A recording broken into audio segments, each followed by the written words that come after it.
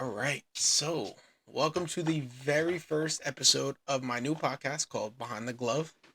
It's a podcast that I'm going to try and put a new spin on it, give you a new perspective.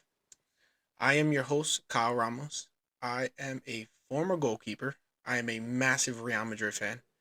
And I'm going to give you a new perspective on, you know, what it's like to be a keeper, what a keeper's really thinking in that game.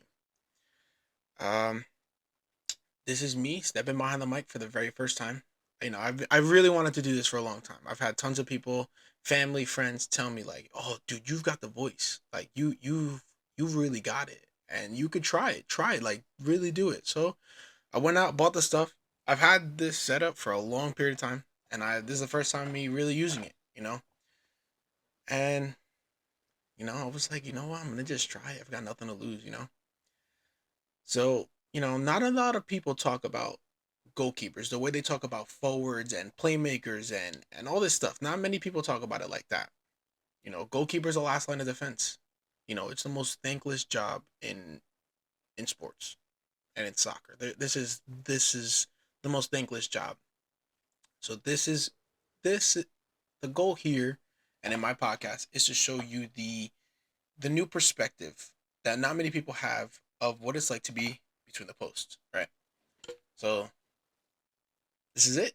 You know, sometimes it'll just be me doing this. Sometimes, I'm gonna try and bring friends, maybe former teammates, guests, players, some of my fraternity brothers who are big soccer fans, right? But no matter what, this is gonna be real football. This is gonna be real talk, right? I'm not gonna be biased. Yes, I'm a Madrid fan. People are gonna give me crap. Whatever. But I'm always gonna be honest, right? So let's just go straight into it, right? So match day 3, Club World Cup, baby. Group G action today. Two teams, two games, four teams, and a massive storyline, right? So, I said I was gonna give you that goalkeeper perspective, right? So Man City have got two goalkeepers currently, right? They've got Stefan Ortega and Ederson. Uh, you know, they've got a game each, clean sheets. They have no goals conceded, nothing. They've had a field day sitting back there, right? Um, then you've got Juventus, De, Gor- De, Gregori- De Gregorio. He's got two games, 10 saves, one goal conceded, one clean sheet. To me, right now, out of all the goalkeepers in Group G, he's the man to watch. He's the goalkeeper to watch. He's the workhorse. He's the one that's kept them in games, right? So let's go straight. So obviously, tell you right now, this is pre-match recorded. This is a prediction.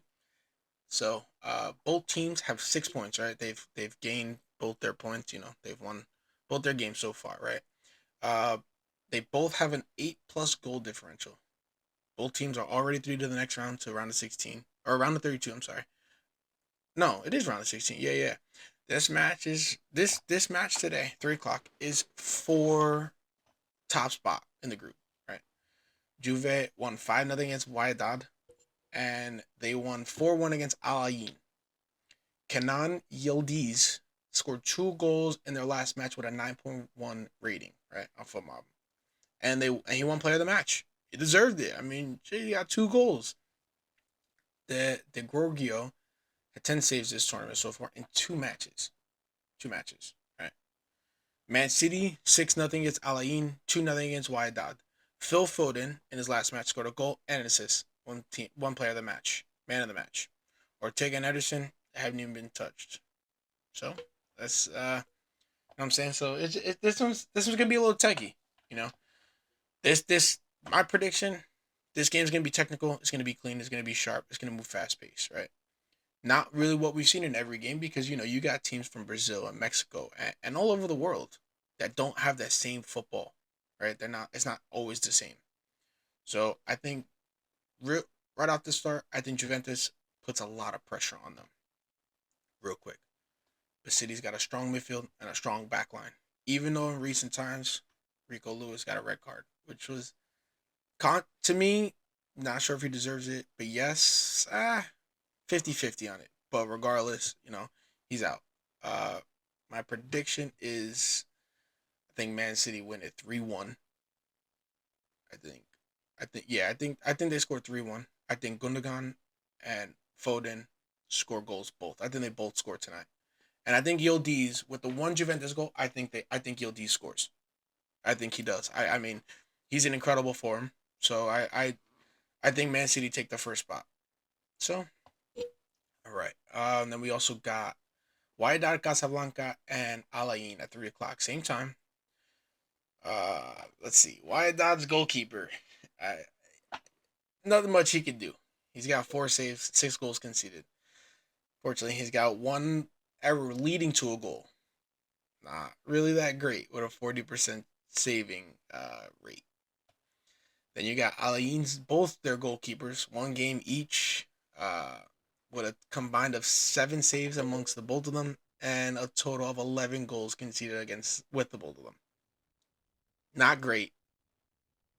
So this one's gonna be tight. This one isn't gonna be regular game. Both teams are out of the next round. We all know that with a insane, you know, goals against.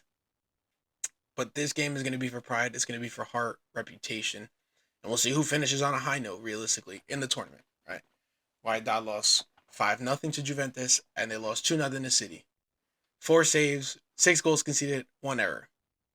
Al-Ain, 6-0 against City, 4-1 against Juventus. Issa and Patricio, 11 goals conceded combined. Combined. So you never know what's gonna happen though.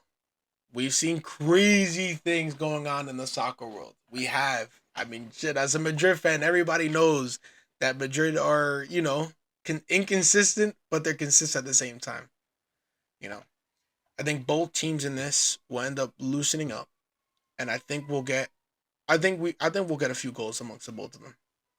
My prediction: I'm saying two. I'm saying 1-1, but I'm gonna say 2-1 that Al-Ain wins. If it's either going to be a 1-1 draw or 2-1 for Al-Ain. Again, they're both out, but, you know, put some respect.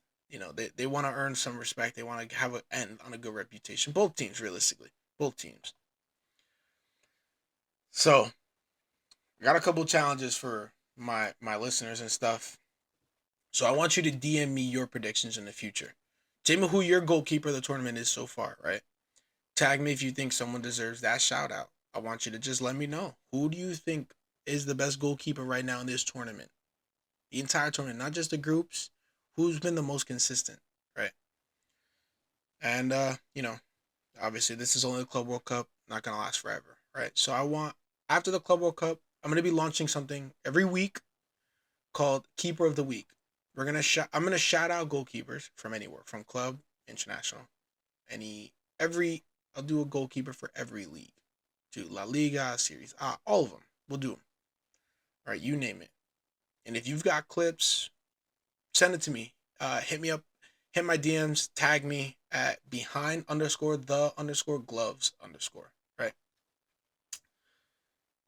So that's it. Episode 2, I'm gonna drop on Sunday. I'll be breaking down the matches for tonight. 9 p.m. tonight. Real Madrid and Salzburg's Red Bulls and Pachuca and Al Hilal. These matches will decide the other side of the bracket. So obviously, I gotta watch Madrid. I'm gonna be honest. I'm gonna be honest. I promise you. I promise. I promise. I promise. So I'm again. I told you I'm recording this before kickoff, so we'll see how good my takes really are. Sometimes they're good, sometimes they're bad. I'll be honest, but we're gonna try and keep it as they legit. Follow me on IG, TikTok, and YouTube at Behind the Gloves Podcast. Like, comment, subscribe. If you want to roast me, if I'm wrong, roast me. I want all the love. Send it to me. Send it to me. Send it to me. I can take it. I promise you. I can take some heat with, oh, you're wrong. Your shout outs are wrong. All this stuff. So, but I know it's all love. All right. So, from the net to the mic, I'll catch you next time. Peace.